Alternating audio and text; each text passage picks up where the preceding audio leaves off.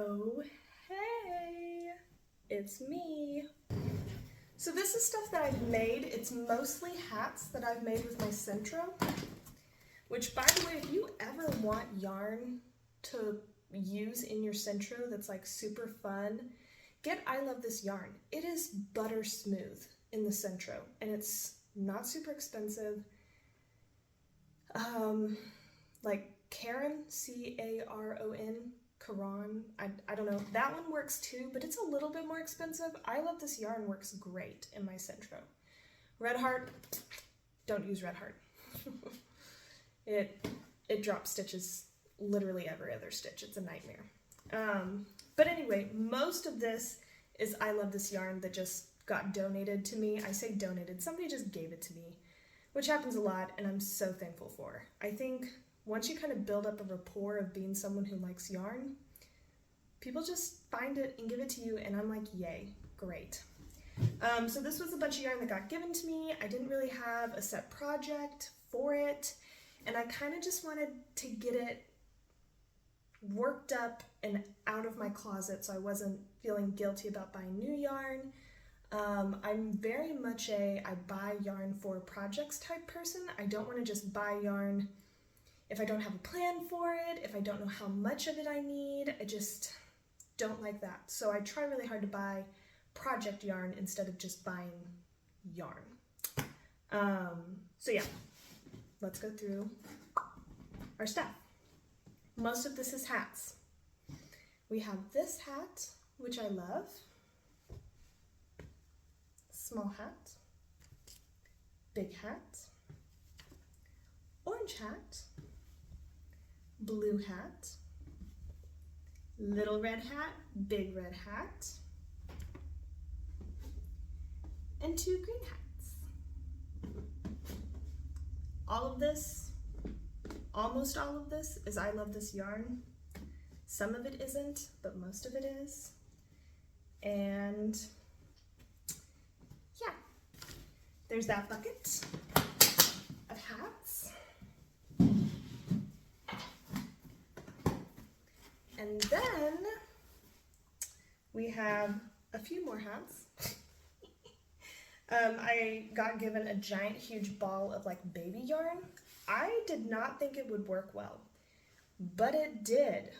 So we have a family of cute pastel hats, rainbow pastel, and yeah, they're cute. And then I had some really cute blue yarn, but I didn't have a lot of it. It's acrylic. I made a little tiny granny square purse for some little munchkin who has not presented themselves to me yet, but they will one day.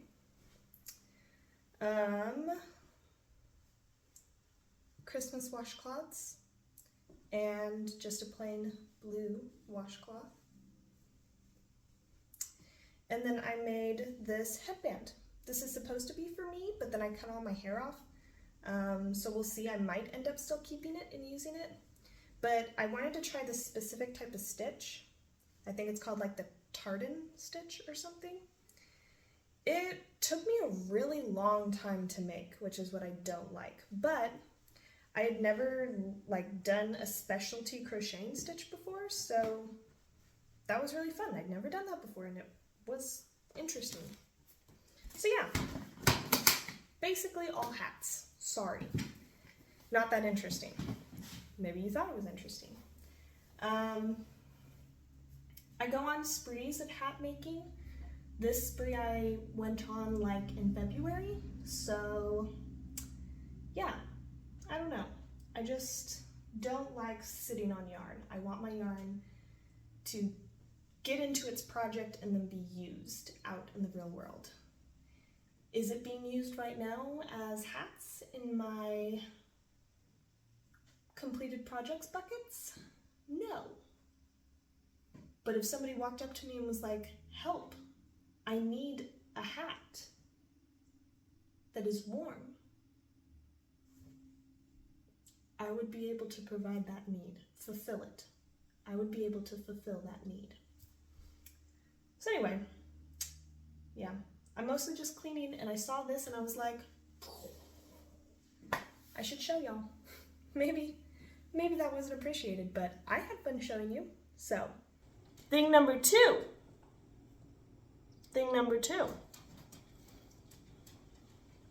I finished my friend's baby blanket. Oh, this is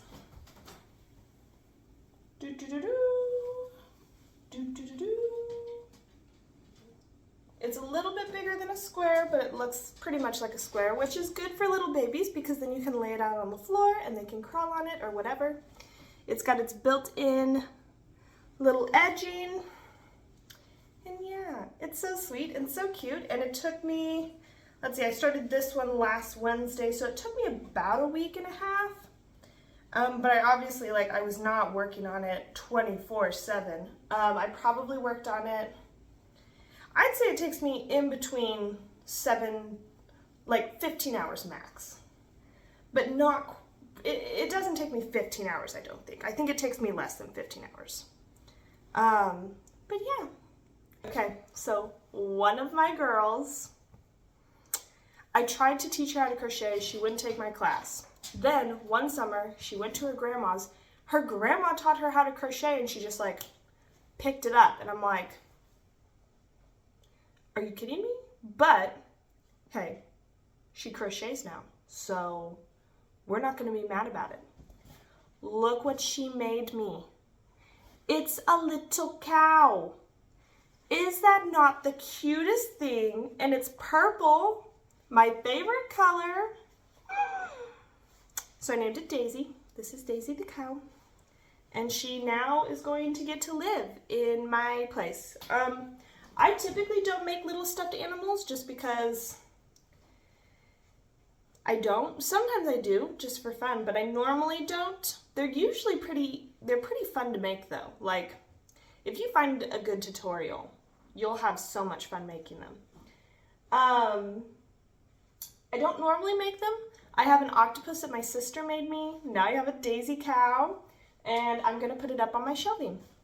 Do you wanna look and see? Look! It's a Daisy cow on my shelf. Oh, cute. Anyway, in love. Thank you, my dear, dear friend. You are so sweet. All right, so we have a little bit of leftover yarn from our blanket. You could, if you ever, so I got the 7-ounce balls and I get 3 to make that size blanket. You could always use up the rest of this. I just get a little scared because you have to make the border and I don't want to play yarn chicken at the very end or have to go buy a whole nother ball of yarn. So I usually end it when it looks about halfway done, just to make sure that I have enough to make the border.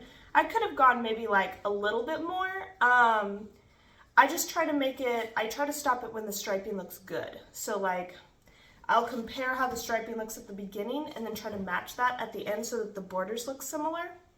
And sometimes you can't do that with striping yarn if you, I don't know what I'm trying to say. Point being, I could have done more, I didn't, and I'm okay with that decision. This yarn is really big and fluffy and soft though, so I might try to make a little stuffed animal or something. I don't know. I might just use it to add to my blanket because I have a scrap blanket, and this is why. Hello. It is time for us to start another baby blanket. We are making a bloom blanket. I thought that the pattern was on the back, but it's actually you have to go online. So disregard anything I've ever said about, oh, the pattern's on the, yeah, it's not. It's not. Basically, I don't look up the pattern anymore. I just do what my heart says is right, which I probably shouldn't do. But I believe The pattern calls for you to cast on 94 stitches. I use a size 12. I use metal hooks. One of my friends wanted to pick up knitting. She bought these, didn't realize that they were attached, didn't know what she was doing, so I gave her a set of beginner knitting needles that are separate, and I took her attached ones because these are perfect. I have a set of like 11s, and they're plastic and they work fine, but I prefer the metal, and I think the pattern does call for size 12.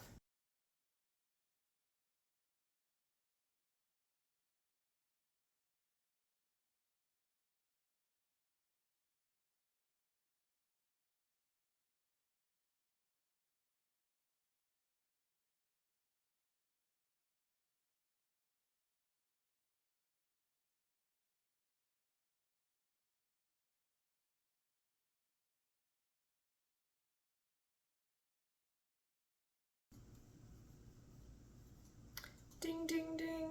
Okay. We got all of our lovely little stitches on. And then for the first 6 rows, you essentially just knit. I usually do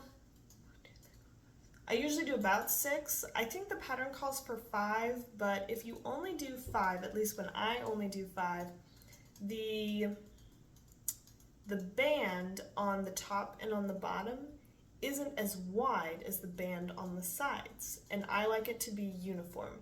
So I usually do a little bit more on the top and the bottom than what the pattern tells you to do, because I want it to be uniform. So to start off with, you just knit however long you want your border to be. And then on the sides, you knit 5 always. And then in the middle, you interchange between knitting a row, purling a row, knitting a row, purling a row. So if your 5 stitches is only 5 rows of knit wide at the bottom and at the top, then just do 5. I usually end up doing about 6, maybe a little bit more. I kind of play it by ear. And if you ever want to check, just like knit 5 at the end and see, hey, is that the same length as my other band? But just to begin, we just do some simple, good old-fashioned knitting. And boy, oh boy, do I love to knit. The first row and the second row, the first row is the hardest, but that's in anything. That's in crocheting, that's in knitting, that's in getting through that first row.